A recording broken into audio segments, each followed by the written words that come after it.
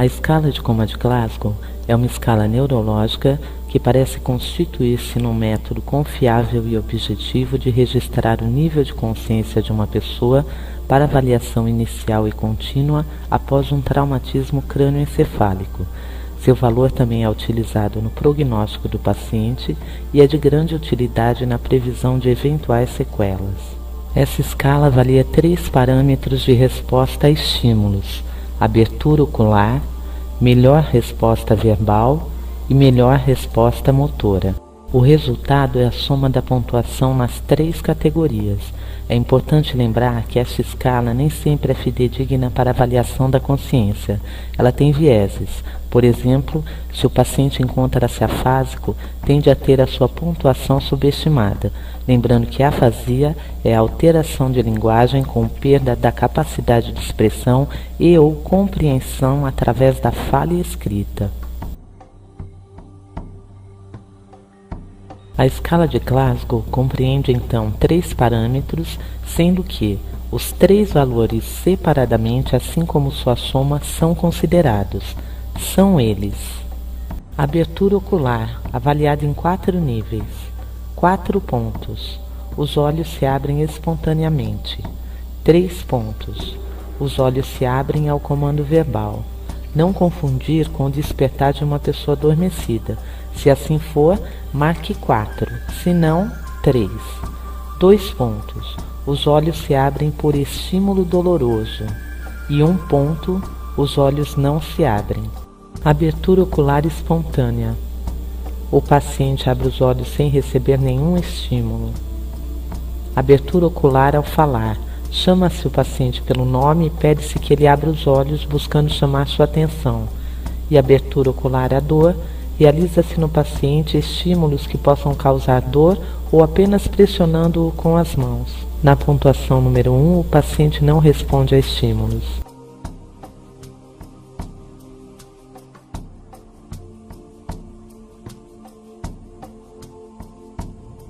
Melhor resposta verbal, avaliada em 5 níveis. 5 pontos. Orientado. O paciente responde coerentemente e apropriadamente às perguntas sobre seu nome e idade, onde está e porquê, a data e etc. 4 pontos. Confuso. O paciente responde às perguntas coerentemente, mas há alguma desorientação e confusão. 3 pontos. Palavras inapropriadas. Fala aleatória, mas sem troca conversacional. 2 pontos. Sons ininteligíveis, gemendo sem articular palavras. E 1 ponto, ausente. Observem as imagens e suas respectivas pontuações.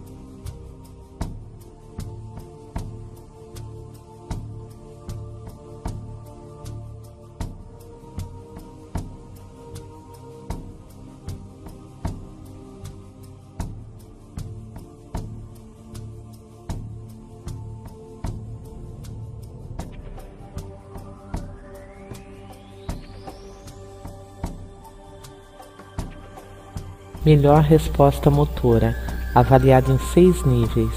6 pontos. Obedece ordens verbais. O paciente faz coisas simples quando lhe é ordenado. 5 pontos. Localiza estímulo doloroso. 4 pontos. Retirada inespecífica à dor. 3 pontos. Padrão flexorador, decorticação, cujo significado é a flexão anormal dos membros. 2 pontos. Padrão extensorador, descerebração, cujo significado é a extensão anormal dos membros. E 1 ponto, sem resposta motora. Novamente observem as imagens e suas respectivas pontuações.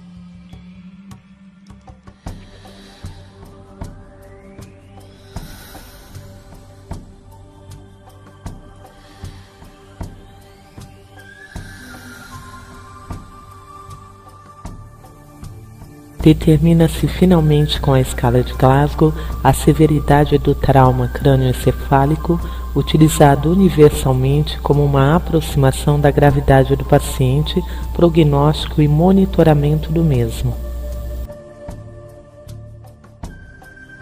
Temos então os valores e pontuações referentes ao traumatismo crânioencefálico. TCE leve, de 14 a 15 pontos, TCE moderado, de 9 a 13 pontos, e TCE grave, 8 pontos ou menos. Requer intubação.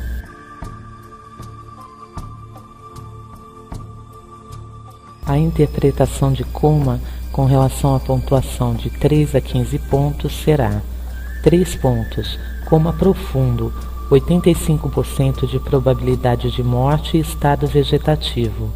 4 pontos, coma profundo. 7 pontos, coma intermediário. 11 pontos, coma superficial. E 15 pontos, normalidade. Com relação à escala de Glasgow pediátrica, a pontuação da melhor resposta motora será: 7 pontos, nenhuma resposta. 8 pontos, extensão, descerebração. 9 pontos, flexão, decorticação. 10 pontos, se afasta da dor. 11 pontos, localiza a dor. E 12 pontos, obedece aos comandos. Melhor resposta verbal: 6 pontos, nenhuma resposta. 7 pontos, inquieto, inconsolável. 8 pontos, gemente. 9 pontos, choro consolável, interação adequada. 10 pontos, sorri, orientado pelo som acompanhando objetos, ocorre interação.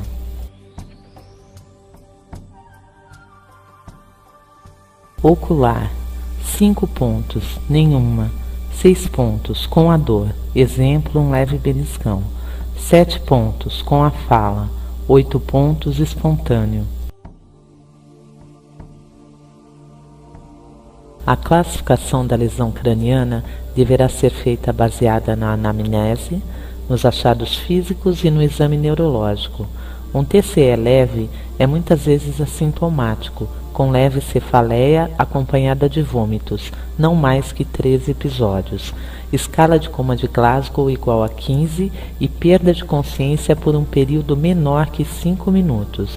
Um trauma de nível moderado provoca a perda da consciência por um período maior que 5 minutos, letargia progressiva acompanhada por cefaleias, vômitos em jato, mais de 3 episódios, amnésia pós-traumática, convulsão pós-traumática, múltiplos traumas, grave lesão facial ou sinais de fratura da base do crânio, suspeita de trauma penetrante ou fratura depressiva do crânio, abuso infantil e escala de coma de Glasgow entre 11 e 14. A classificação de um TCE grave inclui uma escala de coma de Glasgow menor ou igual a 10 ou caindo 2 pontos sem associação clara com convulsões, drogas, diminuição da perfusão cerebral ou fatores metabólicos, sinais neurológicos focais, fratura com penetração craniana, fratura depressiva e palpável.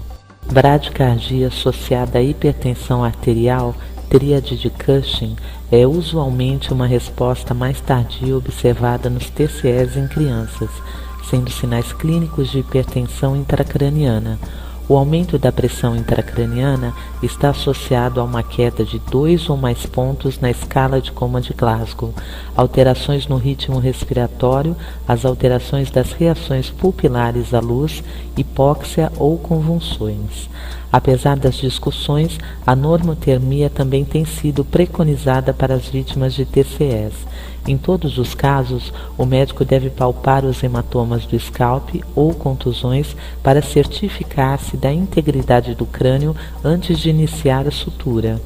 Os exames de rotina efetuados em todos os pacientes politraumatizados são HT-HB, o exame de hematócrito HT pode ser efetuado separadamente ou como parte de um hemograma completo. Ele mede a porcentagem por volume de hemácias contidas em uma amostra de sangue total.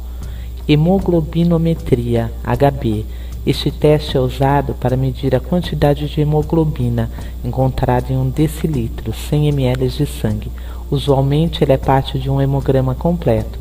Os objetivos são medir a gravidade de anemia ou policitemia e monitorar a resposta à terapia. Grupo sanguíneo e fator RH. Determina a tipagem sanguínea do paciente em relação aos principais antígenos de membrana eritrocitária e esses dados poderão ser utilizados em rotinas pré-natais ou condições transfusionais. Amilase. Diagnóstico de lesão pancreática, pancreatite, diagnóstico diferencial entre a pancreatite e outras causas de dor abdominal aguda, como obstrução pancreática, trauma pancreático, obstrução biliar, infarto agudo do miocárdio, perfuração intestinal e etc. Radiografia de tórax AP, lembrando que AP significa em decúbito dorsal ou posição semiortostática, decúbito lateral, AP lordótica, oblíqua anterior e posterior. A radiografia torácica pode ser solicitada quando os sintomas da pessoa incluem uma tosse persistente, expectoração com sangue, dor torácica, lesão torácica ou dificuldade para respirar. Esse exame também é feito quando se suspeita de tuberculose, câncer pulmonar ou qualquer outra doença pulmonar ou torácica. Radiografia de bacia AP. Detecção de fraturas, tumores dos ossos da bacia, sacroilite, que é uma inflamação da articulação do sacro com o osso ilíaco da bacia e etc. Radiografia de coluna cervical. Determina o tamanho da lesão e em que região da coluna está localizada. Eletrocardiograma avalia o padrão dos sinais elétricos cardíacos que se alteram em presença de muitas doenças. BHCG na mulher em idade fértil, para saber se a paciente está grávida e qual o estágio da gravidez, e ultrassom de abdômen total, reproduz imagens dos órgãos internos, tecidos, rede vascular e fluxo sanguíneo. Obrigada e até a próxima videoaula.